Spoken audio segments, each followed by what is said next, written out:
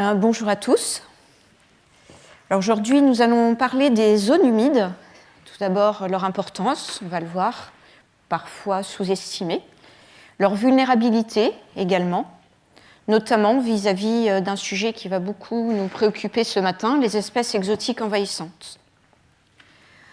Alors comme d'usage, dans un premier temps, je donnerai des éléments de contexte en fait, sur l'importance des zones humides et cette menace espèces exotiques envahissantes. Puis j'aborderai le problème des solutions de gestion des zones humides envahies par les espèces exotiques envahissantes, pour finir sur un côté un petit peu plus positif, montrer aussi qu'il y a de l'espoir. Mais au-delà des solutions, il est bien évident que le problème essentiel, c'est la prévention. Et aujourd'hui, nous avons le plaisir d'accueillir le docteur Arnaud Albert, qui est présent en bas de l'amphi, et qui représente l'Office français de la biodiversité, chargé de mission de recherche à l'OFB. Et donc il prendra le relais dans 1 heure pour parler justement des méthodes de prévention pour essayer d'éviter de continuer à favoriser la prolifération de ces espèces exotiques envahissantes. Alors pourquoi lier ce problème aux zones humides ? Parce que vous allez voir que les zones humides sont à la fois extrêmement importantes pour nous, pour la biodiversité aussi, mais elles sont très vulnérables vis-à-vis de ce problème des espèces exotiques envahissantes. Pour bien se comprendre, qu'est-ce qu'on entend tout d'abord par zone humide ? Bien, si on se réfère à la Convention de Ramsar, une zone humide, c'est un milieu où le fonctionnement écologique est principalement contrôlé par l'eau.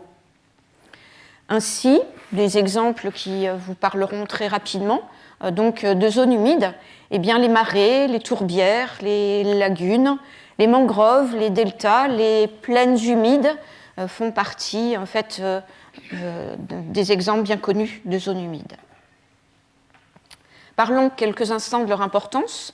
Alors tout d'abord, elles sont reconnues très largement comme refuges de biodiversité, puisqu'elles figurent parmi les écosystèmes qui sont les plus riches biologiquement, et ceci à l'échelle mondiale, malgré une surface relative occupée qui est assez petite. Donc un chiffre qui permet de le préciser, on considère aujourd'hui que les zones humides couvrent 6% des terres émergées, alors qu'elles abritent une fraction très importante des espèces mondiales, et ce de façon assez large. Elles ont tout d'abord une forte diversité végétale, on y reviendra, une concentration d'invertébrés aquatiques impressionnante. Ce sont aussi des habitats critiques pour les amphibiens, les poissons, les oiseaux d'eau et de nombreux mammifères. Elles ont aussi une forte diversité microbienne qui est étroitement liée à leur gradient assez particulier, hydrique et redox, où il se passe des tas de transformations chimiques. Alors, les écosystèmes humides servent souvent de zones de reproduction, de nurseries, de refuges saisonniers et également de haltes migratoires. Ce sont également les plus grands réservoirs de matière organique carbonée, sujet qu'on a souvent abordé lors des séminaires précédents. Mais les zones humides, en fait, abritent des espèces très spécialisées et endémiques qui vont conduire à une matière organique extrêmement importante. Je vais illustrer ce propos à l'aide d'un exemple bien connu, celui des tourbières. Vous voyez des photos ici de tourbières en Irlande qui sont très abondantes. Pourquoi ? Parce qu'elles représentent 3% en fait, des terres émergées, mais elles stockent davantage de carbone que l'ensemble des forêts mondiales. Donc vous en voyez l'importance. Alors pourquoi cette particularité, ce stockage important en matière organique ? Eh bien ceci est dû à leur situation notamment hydraulique, puisque quand on est face à une tourbière, les pores du sol sont complètement saturés en eau, c'est leur particularité. Du coup, cette saturation en eau va limiter l'oxygénation du sol. On parle même d'anoxie. Ainsi, qui dit faible quantité d'oxygène, dit micro-organismes aérobies, en faible activité. Donc ils ont du mal à décomposer avec efficacité cette matière organique. Donc tout ceci va ralentir la décomposition de la matière organique, la minéralisation, la respiration microbienne, l'oxydation tout simplement du carbone organique. Donc la matière organique va s'accumuler et former, ce qu'on connaît bien, la tourbe. Voilà, donc contrairement à une idée fréquente, vous voyez, les tourbières ne sont pas dépourvues de décomposeurs, mais leur mécanisme de décomposition est donc ralenti. On sait aussi que cette tourbe a un caractère acide, donc on y reviendra aussi, c'est quelque chose qui est important. Donc voilà, une richesse en matière organique qui s'accumule dans ces milieux, qui est extrêmement dense et importante. Les zones humides jouent aussi un rôle de régulateur des extrêmes climatiques. Ça devrait nous aider à réfléchir sur la nécessité de les préserver. Pourquoi ? Eh bien, on va le voir, on va le détailler en plusieurs étapes. On va essayer de voir en quoi elles sont si importantes. Et on va voir que ça repose très principalement en fait, sur leurs propriétés hydrologiques, géochimiques et bien sûr écologiques. Premier critère, eh bien, elles permettent d'atténuer les inondations. C'est quelque chose qui maintenant est bien documenté. Donc ces plaines inondables eh bien, vont tout simplement absorber les surplus hydriques en période d'épisodes pluvieux intenses. Ça va un peu se comporter comme des systèmes naturels qui vont stocker temporairement l'eau. Ainsi ralentir les écoulements, limiter l'expansion latérale des crues, favoriser l'infiltration et surtout dissiper l'énergie hydraulique, à savoir bien réduire les hauteurs de crue, la vitesse des écoulements ou les dommages aux infrastructures. D'ailleurs, ce phénomène est suffisamment bien reconnu et étayé et démontré pour qu'aujourd'hui, la restauration de plaines pluviales soit intégrée à des stratégies européennes du risque d'inondation. Les zones humides sont aussi un soutien hydrique pendant les périodes de sécheresse. Pourquoi ? Parce qu'elles se comportent un petit peu comme des réservoirs hydrologiques. Ainsi, pendant les périodes sèches, elles vont restituer progressivement l'eau qu'elles ont stockée, elles vont maintenir les débits d'étiage, et puis elles vont soutenir donc, les nappes phréatiques et limiter tout simplement l'assèchement des sols. Les tourbières en sont un exemple connu. Elles ont une forte capacité de rétention en eau, donc elles vont pouvoir participer à la réduction du stress hydrique, au maintien des habitats aquatiques, donc en période de sécheresse, et tout simplement soutenir aussi les usages agricoles et écologiques. Les zones humides permettent aussi de réguler de façon thermique certaines situations locales. Ceci est assez facile à comprendre, tout simplement par évotranspiration. Donc elles vont garder une humidité ambiante, elles vont atténuer des îlots de chaleur, elles vont contribuer à faire baisser en fait, les températures maximales. On avait beaucoup parlé en fait, de donc, l'inertie thermique de l'eau lors du deuxième séminaire, si vous vous souvenez. Donc elles vont vraiment jouer un rôle pour limiter ces températures maximales, bien sûr localement, et puis augmenter, c'est facile à comprendre, l'humidité atmosphérique. Donc elles sont un petit peu ce qu'on pourrait qualifier, c'est pas très scientifique, mais ça parle bien, des climatiseurs naturels. Les zones humides ont aussi un rôle important contre les tempêtes et les submersions marines. Ça aussi, c'est très documenté aujourd'hui. On l'admet facilement, puisqu'elles vont pouvoir absorber une partie de l'énergie des vagues, des surcôtes.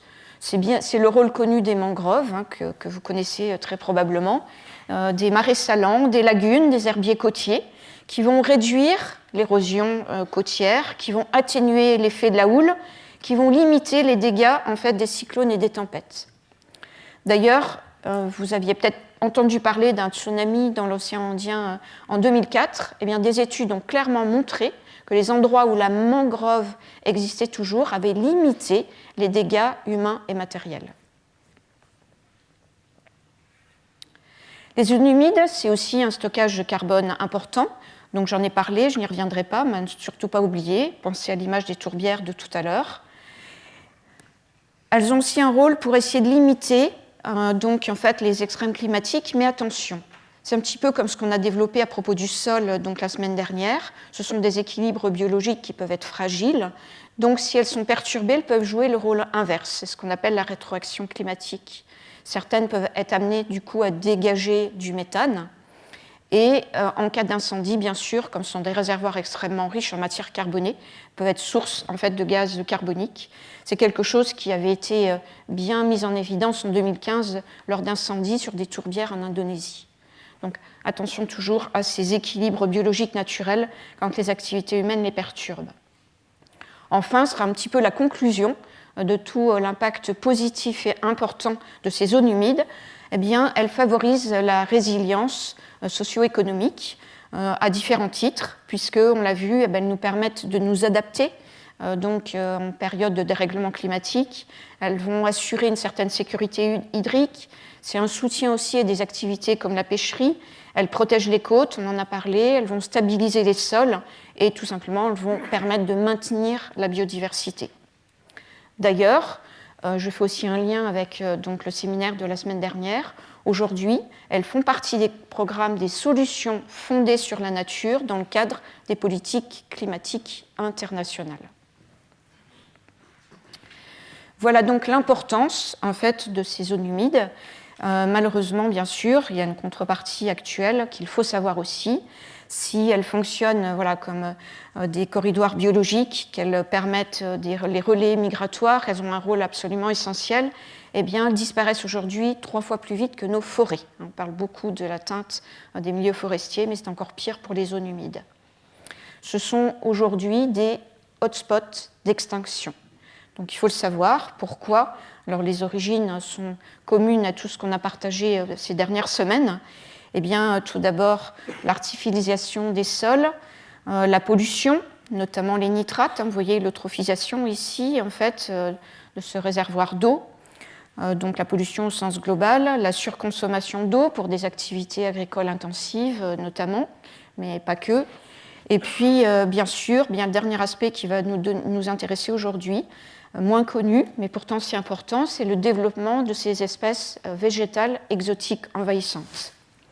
Alors on peut peut-être se demander pourquoi. Eh bien en fait, les zones humides, compte tenu de leur perturbation, leur changement hydraulique permanent, en fait sont des zones qui bougent beaucoup et qui sont des milieux favorables au développement d'espèces opportunistes, comme les espèces exotiques envahissantes.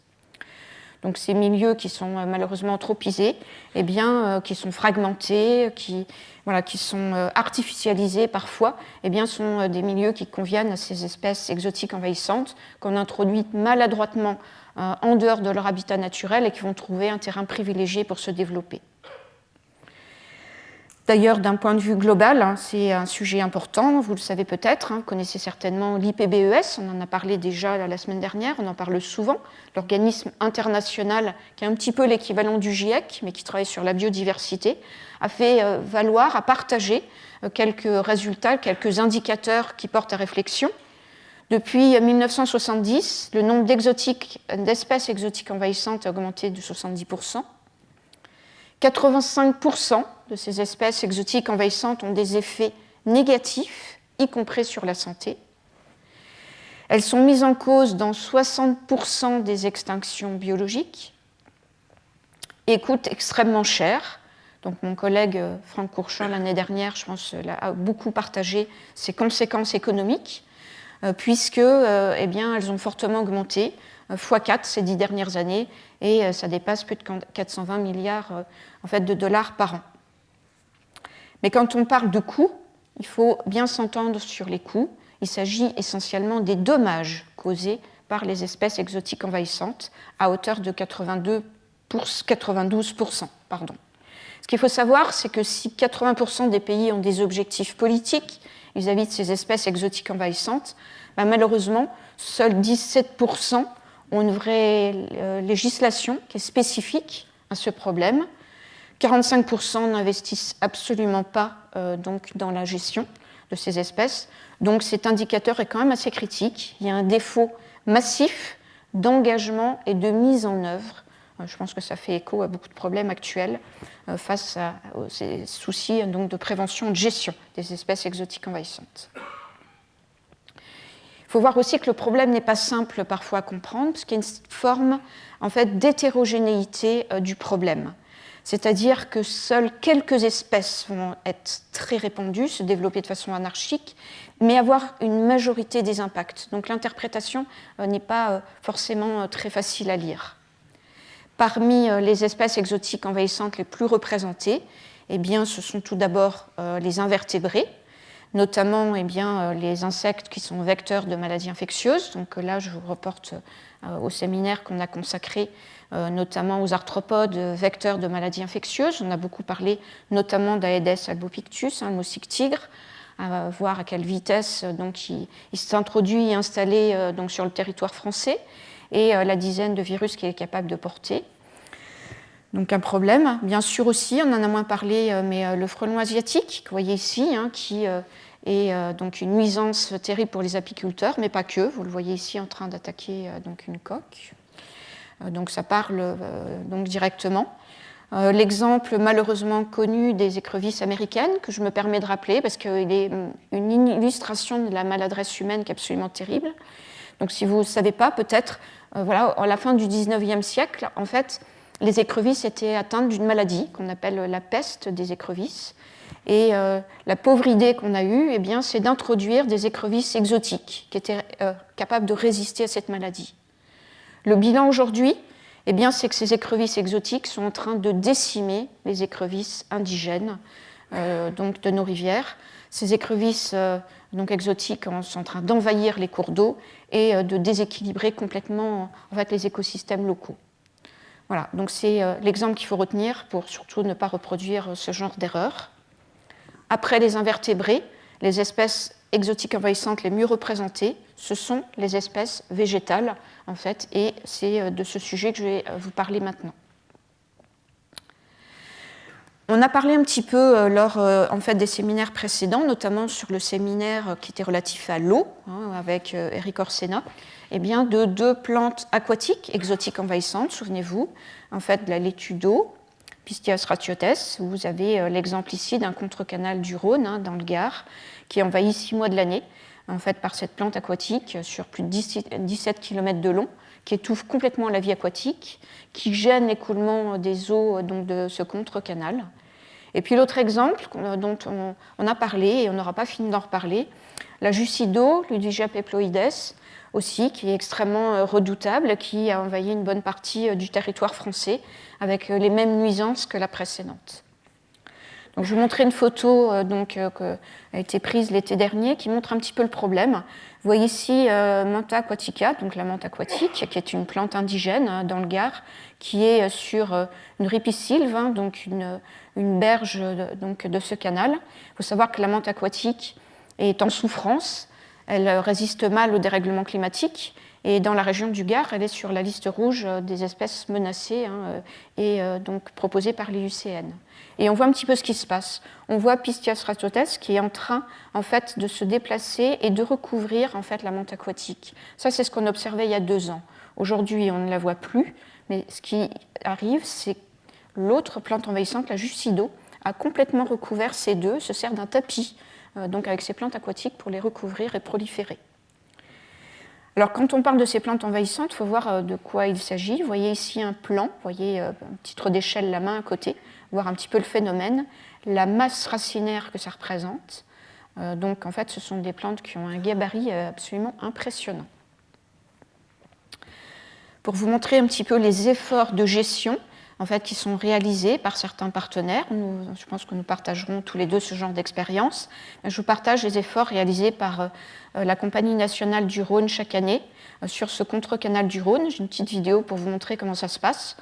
Donc, vous avez un engin amphibie qui pousse sans arrêt la laitue d'eau vers une grue de très grand gabarit, il n'y en a que 2 dans la région Occitanie, et donc qui va récolter pendant 6 mois, donc cette plante aquatique envahissante, donc est en train d'évacuer un maximum d'eau, la transférer dans un camion, et en fait, toutes ces récoltes vont être ensuite transportées vers un site sécurisé, où on va attendre sa décomposition ou sa valorisation. On en a un petit peu parlé, on y reviendra. Des efforts colossaux d'un point de vue financier pour une entreprise, qui sont entre 80 et 100 000 euros par an pour ce site. Donc, vous voyez en photo, vous voyez l'ampleur de la situation.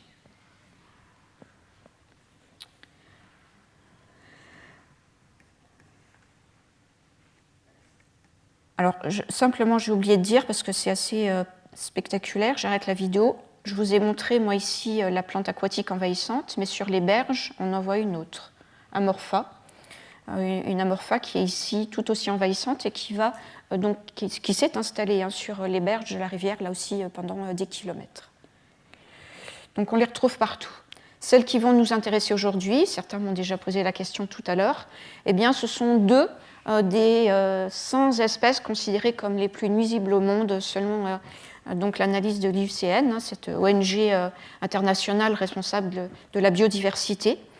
Donc on va focaliser nos connaissances sur deux d'entre elles, bien sûr la renouée du Japon, connue de la plupart d'entre vous, il n'y en a pas qu'une, on devrait dire même les renouées exotiques.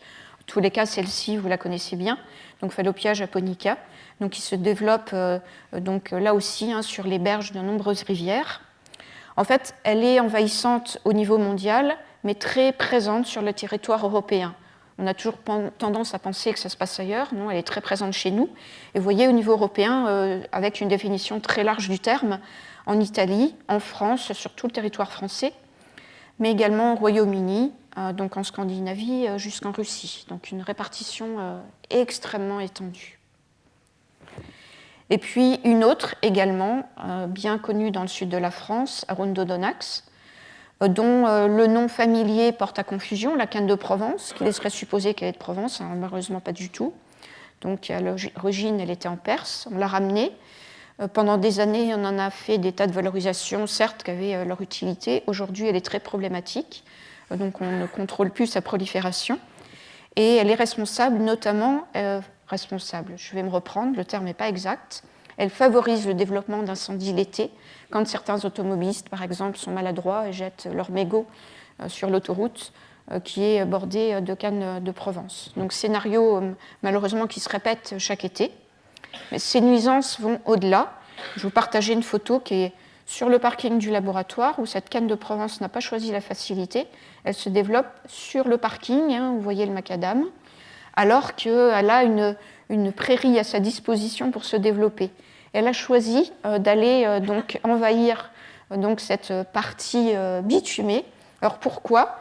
Eh bien, les travaux du professeur Jacques Bessières, qui est présent ici, l'ont montré, c'est-à-dire qu'elle se développe dans le sens d'un cours d'eau souterrain que nous n'avions même pas identifié.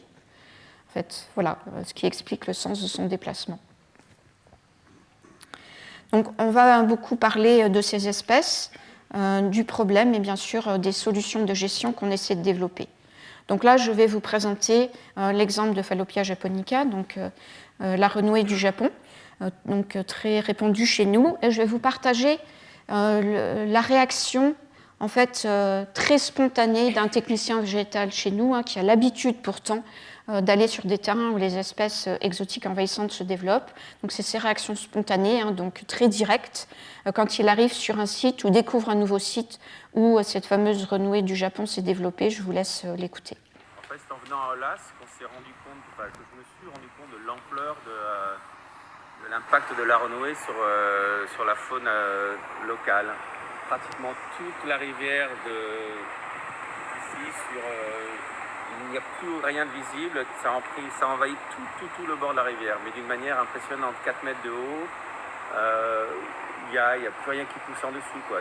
Avant, c'était un passage où on pouvait se promener facilement, où il n'y a plus rien. C'est la faune et c'est très très haut.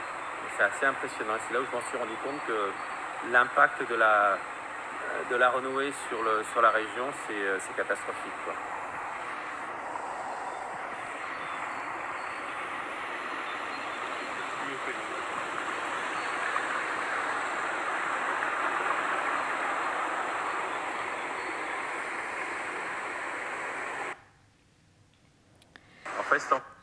Voilà, alors maintenant parlons un petit peu des techniques de gestion.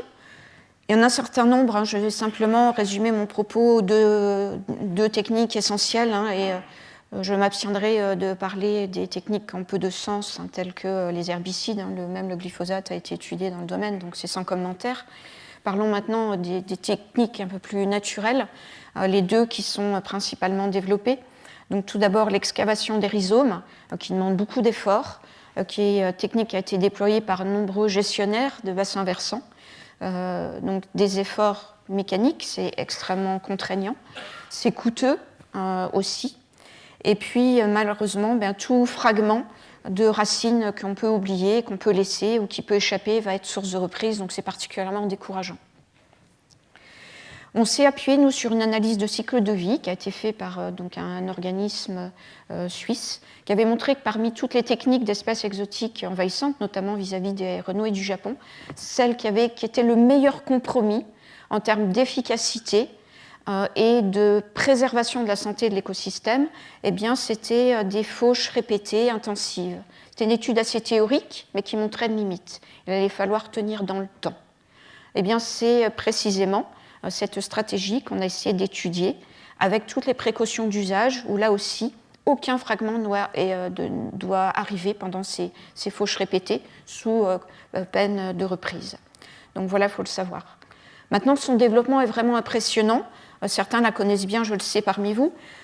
Pour ceux qui la connaissent moins bien, il faut voir qu'un seul plant eh bien, peut développer des rhizomes dans un rayon de 3 à 7 mètres. Vous voyez l'envergure d'un plant, qui peuvent aller jusqu'à une profondeur de 3 mètres. Donc vous voyez l'excavation des rhizomes, ce que ça représente. Donc on a partagé des expériences de cette stratégie assez conventionnelle d'extraction de rhizomes, et on a partagé aussi le découragement des gestionnaires face à cette technique, qui présente aussi les inconvénients que j'ai exposés. Vous imaginez, il n'y a pas de discernement quand on arrache les rhizomes, on arrache tout. Donc je vais maintenant vous partager le défi de ces fauches répétées qui ont été déployées pendant plusieurs années, qui continuent à l'être, avec le défi qui était vraiment en face de nous. Cette technique pouvait épuiser les renouées du Japon à condition de tenir dans la durée. C'est vraiment ce qu'il faut accepter au départ. Donc c'est quelque chose qui a été réalisé sur un îlot de biodiversité, une laune, c'est-à-dire un ancien bras secondaire du Rhône, donc, qui est très humide et qui est très favorable pour le développement de ces renouées. Maintenant, il n'y a plus que ça. Donc c'est très contrariant. D'une part, comme l'expliquait le collègue tout à l'heure, eh bien, les renouées ont une telle densité qu'elles étouffent complètement la biodiversité, il n'y a plus aucune espèce en dessous. Mais elles se développent sur une laune, un bras secondaire du Rhône. Il faut savoir que ces endroits sont extrêmement précieux quand le niveau d'eau du Rhône monte, parce qu'on peut évacuer un excédent d'eau via ces launes. Quand elles sont complètement saturées par ces renouées du Japon, l'écoulement de l'eau n'est plus possible. Donc, elles ne peuvent plus jouer ce rôle de régulation du niveau d'eau du Rhône. Donc, les nuisances sont importantes et à différents titres. Donc, on a étudié des fauches, donc des séparties aériennes, avec des solutions mécaniques, mais innovantes pour qu'il n'y ait aucun éclat lors de ces fauches, qui continuent d'ailleurs toujours à être optimisées. Ça n'est pas simple, et également des fauches manuelles. Et puis tout ceci a été rapatrié avec un maximum de soins donc vers le laboratoire. Mais il ne s'agit pas simplement de faire des fauches répétées et d'observer ce qui se passe. L'idée pour nous a été de faire un véritable suivi scientifique et étudier finement la réponse des renouées à ces fauches répétées, tous les 15 jours, en dessous du premier nœud, donc avec un protocole très strict. Et on a suivi tous les paramètres de croissance possibles, tels que le nombre de pousses, la hauteur des tiges, le diamètre des tiges. Et vous voyez ces résultats, au moins rapidement, que je vais vous présenter ici. Vous avez en orange le témoin, donc on n'y touche pas, ça nous sert de référence. Et puis vous avez en bleu ce qui bénéficie donc des fauches répétées tous les 15 jours. Donc on voit au début qu'effectivement, dans les premiers mois, donc la renouée essaie de reproduire des pousses.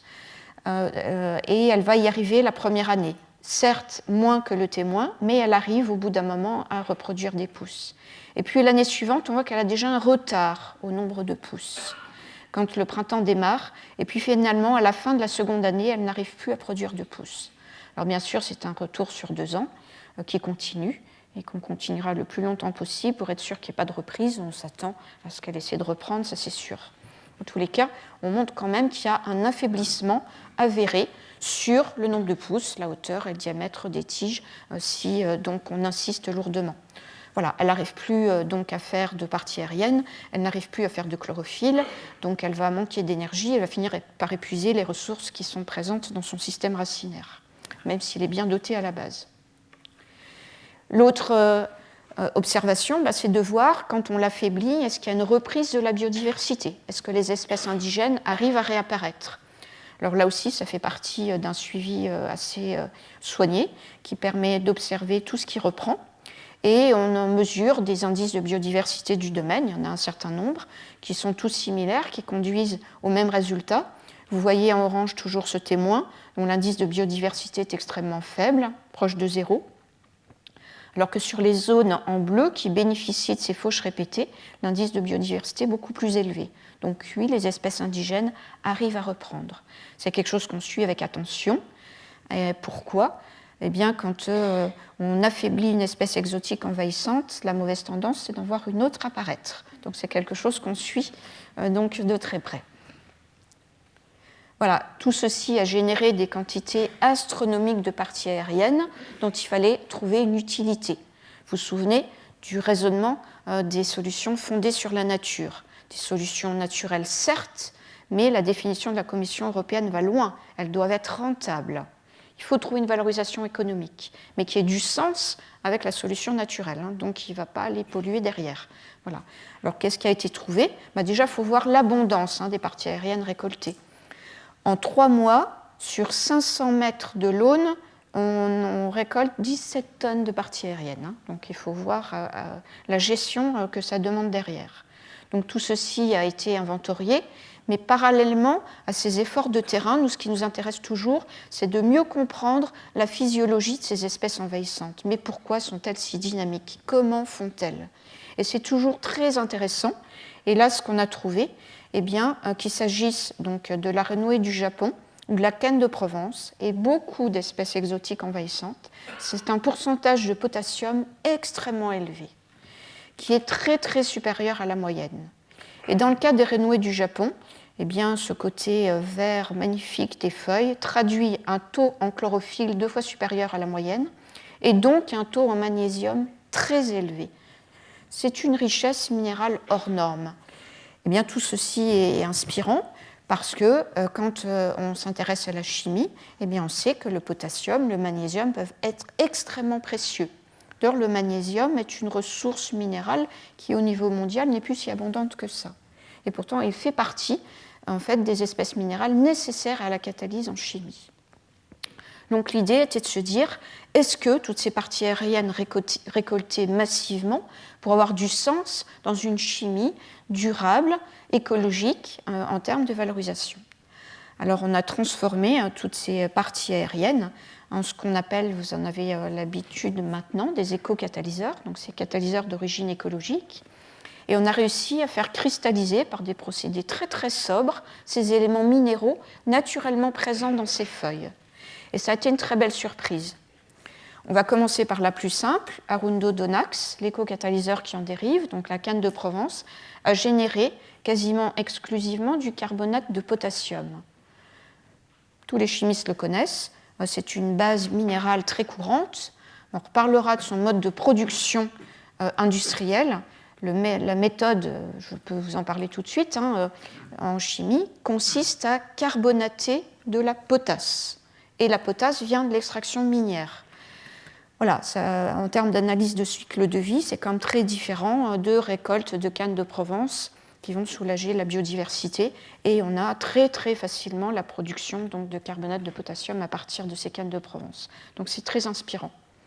Mais avec la renouée du Japon, ça a encore été plus loin, ça a encore été donc, plus spectaculaire. On a fabriqué de l'oxyde de magnésium, très intéressant aussi, mais 2 sels qui sont très rares. Ici, ça s'appelle de la ferschildite. C'est un carbonate mixte de calcium et de potassium. Je vous montrerai comment on le fait par voie classique, pétrochimique. C'est d'une difficulté majeure quand on y arrive. Avec la renouée du Japon, c'est la plante qui fait un travail merveilleux. Et une autre espèce, encore plus intrigante, parce qu'on n'a jamais réussi à la faire, un phosphate mixte de potassium et de magnésium. Alors peut-être que ça ne vous parle pas trop comme ça, mais on va voir que c'est extrêmement intéressant. Ce sont des espèces nouvelles pour un chimiste qui ont un potentiel assez extraordinaire. Phosphate, carbonate, ça veut dire propriété basique et non négligeable. Magnésium, qu'on a 2 fois, ça veut dire un caractère acide de Lewis. On a déjà un petit peu abordé ce sujet. C'est-à-dire que grâce aux plantes, dans une structure cristalline, dans un éco-catalyseur, on a 2 propriétés une propriété basique et une propriété acide de Lewis. Les deux en un. Alors que traditionnellement, par voie pétrosourcée, il faut faire 2 catalyseurs en parallèle.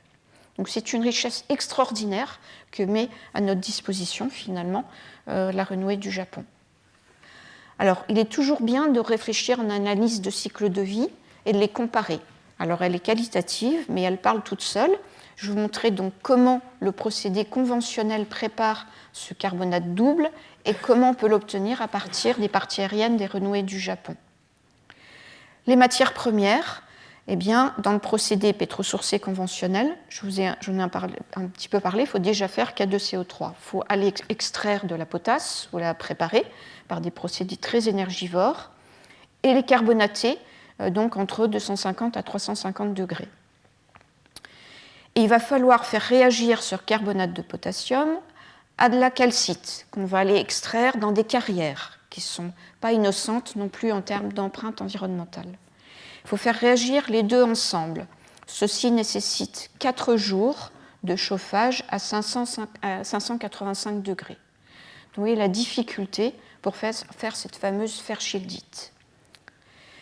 Quand donc on récolte massivement la renouée du Japon pour l'affaiblir, soulager la pression qu'elle exerce sur la biodiversité, on va traiter les parties aériennes en 4 heures à 550 degrés sous air par un procédé extrêmement simple qui va générer directement la ferschildite. Donc il y a une telle différence de conditions en fait, que c'est une source en fait, de matières premières pour repenser la chimie autrement qui peuvent devenir la force motrice des efforts écologiques. C'est tellement productif et tellement plus simple, avec une empreinte environnementale tellement plus faible, que c'est extrêmement motivant pour le chimiste. Et qui, s'il valorise cette ferschildite en chimie, on verra un exemple derrière, peut, par la vente des produits, obtenir un soutien financier non négligeable pour continuer à tenir dans la durée, pour récolter, contrôler la prolifération des renouées exotiques. Voilà le modèle économique en fait, qui est déployé. Donc évidemment, l'empreinte environnementale n'a rien à voir.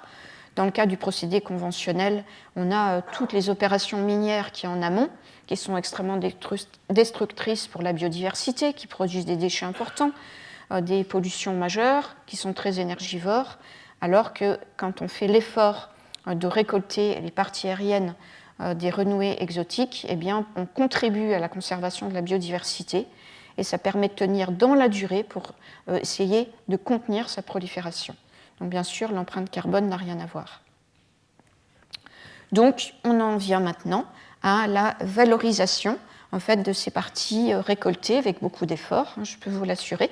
Mais on obtient donc une poudre végétale qui est très très riche, vous l'avez vu, en potassium, en magnésium, et qui génère des espèces cristallines pour le chimiste qui sont à découvrir. Donc, qu'est-ce qu'on a pu en faire ? Bien, on les a étudiés, on a étudié le potentiel pour synthétiser des molécules à haute valeur ajoutée. Donc là, je vous partagerai un exemple et je réserve beaucoup de suspense pour la semaine prochaine où on en partagera énormément, où on aura une matinée un peu plus technique que d'habitude en chimie pour montrer le potentiel en fait, du milieu végétal quand on s'y intéresse et qu'on essaie de le préserver. L'exemple, c'est une molécule qui s'appelle le dihydrojasmonate de méthyle. Vous allez me dire, je ne connais pas trop cette molécule. Son nom commercial s'appelle Edione. Et c'est la société suisse Firmenich, qui est un très gros des parfums, qui un peu a le monopole de sa production. Donc c'est une molécule qui a une structure très précise et une odeur, il faut le dire, absolument géniale. Une odeur discrète de jasmin qui est irremplaçable et qui renforce les notes olfactives des autres parfums. Ainsi, on trouve cette molécule dans tous les grands parfums. Donc, historiquement, c'est Dior, d'ailleurs, qui a eu l'idée donc, de l'utiliser dans Eau sauvage. Donc, cette molécule extrêmement précieuse est un incontournable des grands parfums. Donc, historiquement, on allait la chercher dans des ressources végétales, mais il n'y a qu'une structure qu'on appelle cis en chimie, où ces deux chaînes carbonées sont du même côté, qui a la bonne odeur. Alors c'est hyper compliqué parce qu'il y en a très très très peu dans la nature. Donc le mode de production par extraction de la nature n'a aucun sens, d'autant plus que s'il y en a peu, ça veut dire qu'il faudrait consommer beaucoup d'espèces végétales, ça veut dire épuiser une espèce végétale, ça n'a aucun sens. Donc les parfumeurs ne font pas comme ça, ils le produisent chimiquement. La voie industrielle consiste à faire réagir deux molécules carbonées entre elles, et la transformation de ces deux molécules en cette molécule finale, c'est quelque chose qui est assez long et qui n'est pas simple.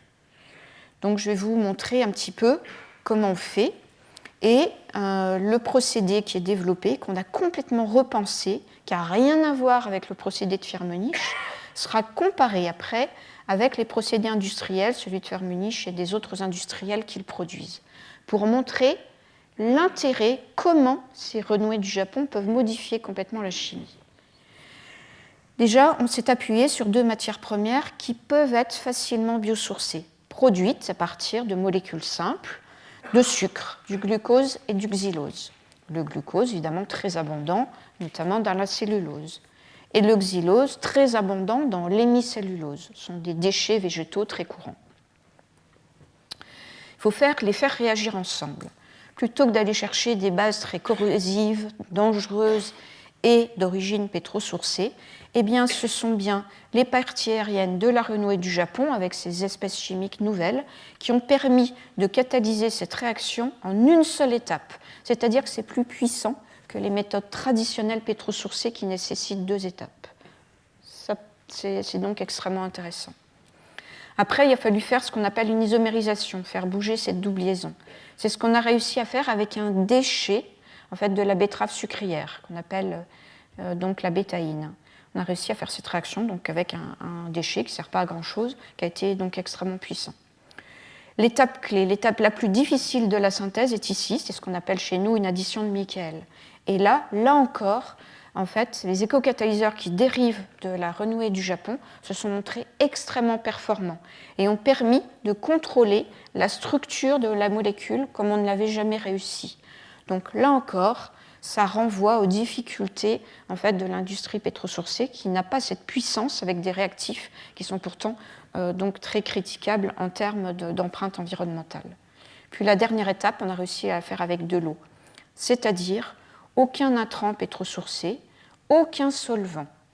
Donc c'est une façon de repenser complètement la chimie. Et pour mesurer l'impact environnemental d'un procédé, il y a des outils qui sont clairement identifiés dans la littérature, ce qu'on appelle des indicateurs environnementaux. Et je vous montre très rapidement en fait, l'intérêt en fait, de travailler avec ces matériaux d'origine végétale, notamment donc la renouée exotique. On voit notamment par exemple ici ce qu'on appelle STI, c'est ce qui mesure la productivité du procédé, c'est-à-dire combien on est capable de produire en masse de composés dans un réacteur de volume donné pour un temps donné. Vous voyez que le STI le plus élevé, c'est grâce à la renouée du Japon. Alors, vous m'excuserez, c'est le nom de labo, mais c'est la renouée du Japon. Donc on est en termes de productivité très supérieur aux produits pétrosourcés naturels. C'est quand même assez extraordinaire qu'on voit que la chimie peut être plus efficace quand elle soutient des efforts écologiques. La réaction d'isomérisation, on voit tout de suite, on le voyait d'ailleurs aussi ici, donc un drapeau rouge, c'est-à-dire que la société Takasago utilise des ingrédients pétrosourcés qui sont mis en défaut par la réglementation européenne de la chimie, REACH, c'est-à-dire qui sont toxiques et écotoxiques. Le procédé qui vient de la renouée du Japon ne pose absolument aucun problème, drapeau vert. L'addition de Michael, donc on voit donc ici, par exemple, aucun problème particulier, mais on voit ici deux drapeaux rouges, deux procédés industriels, donc KO, un coréen, et IFF, présent en Europe, encore deux produits qui sont mis en défaut par la réglementation européenne de la chimie. Bien sûr, la renouée du Japon a évité ces soucis. Et puis, quand on regarde un petit peu donc à la fin, la quantité d'énergie en fait, que sont utilisées dans ces procédés, on voit le procédé Firmenich, vous voyez, donc a consommé une énergie phénoménale. Le procédé le moins énergivore est celui qui a utilisé encore donc, toutes ces solutions vertes. Donc on voit que c'est effectivement extrêmement intéressant. Et ce que je voulais aussi vous montrer, c'est qu'au-delà de la consommation énergétique très faible grâce à ces ressources végétales, c'est aussi ce qu'on appelle en chimie le E-factor, c'est la quantité de déchets. C'est la masse de déchets par la masse de produits formés. Combien de kilos de déchets on va produire dans une réaction par kilo de produits formés? Eh bien, vous voyez dans le procédé complètement vert à l'aide des ressources végétales, le I-factor est de 2. On va produire 2 kg de déchets par kilo de produit formé. On dira quand même 2 kg. Bon, attendez de voir, regardez le produit en fait, de Firmenich, 409 kg de déchets produits pour 2 kg de produits formés. Et ça, c'est vrai donc, en fait, à chaque fois. Donc, on voit l'intérêt en fait, de repenser la chimie différemment. Donc, tout ceci est très clair. Ça vaut vraiment le coup de repenser la chimie et de la combiner avec ces solutions naturelles. On a gagné une étape, aucun solvant, 400 fois moins de déchets, vous l'avez vu, sur une seule étape. On valorise des déchets tels que les déchets de la betterave sucrière, aucun intrant toxique ou hétérotoxique et un procédé beaucoup moins énergivore que les autres. Donc voilà, j'espère vous avoir motivé pour la semaine prochaine, puisqu'on va revoir plein d'exemples en détail pour montrer la force de la nature en chimie. On peut vraiment revisiter, repenser complètement autrement. Dernière petite chose qu'il ne faut pas oublier, on l'a abordé lors du séminaire avec Eric Orsena, c'est que les espèces exotiques envahissantes ont montré d'autres propriétés que ces fameux éco-catalyseurs en chimie très performants. C'est leur capacité à dépolluer l'eau, mais sous une forme inoffensive. Souvenez-vous, en fait, ces plantes sont broyées sous une morphologie donc adaptée. Et en fait, cette poudre végétale a une affinité pour plein d'éléments métalliques qui sont dispersés malheureusement dans l'environnement en grande quantité.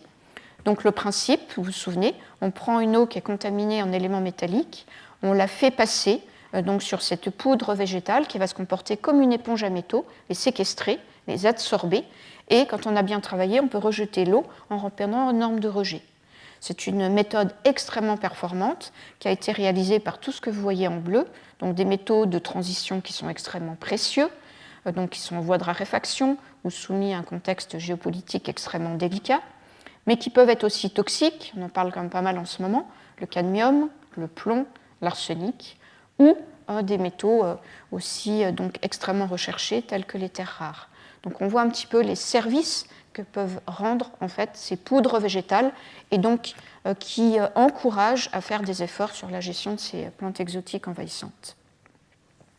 Donc ces poudres végétales ne sont pas là que comme des systèmes très polluants des éléments métalliques, ça va beaucoup plus loin, puisqu'on avait montré aussi, et donc je le rappelle brièvement, qu'elles sont capables de capter des polluants organiques, cette fois-ci, et non plus métalliques émergents, très problématiques, tels que des filtres solaires qu'on a utilisés pendant des années dans les crèmes solaires. Aujourd'hui, on a oublié, parce qu'en fait, ce sont des molécules toxiques pour nous et bien sûr pour l'eau, pour l'environnement, tels que ces deux-là, oxybenzone et octocrylène.